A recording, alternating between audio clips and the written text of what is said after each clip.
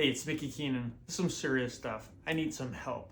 I am looking for the driver of a semi-truck who is in an accident on I-75 North near mile marker 248 on February 13th. You swerved out of your lane, you clipped another vehicle, that vehicle spun out and was severely injured.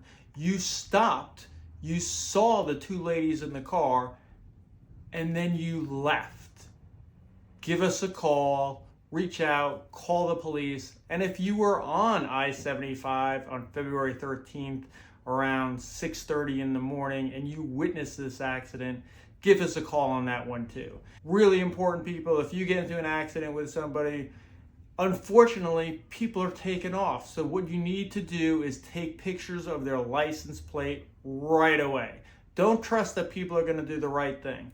I wish they would, but it seems more and more that people are just unwilling to accept responsibility for their actions. So we need to hold them accountable. Do what you can, help each other out, and be safe out there, everybody.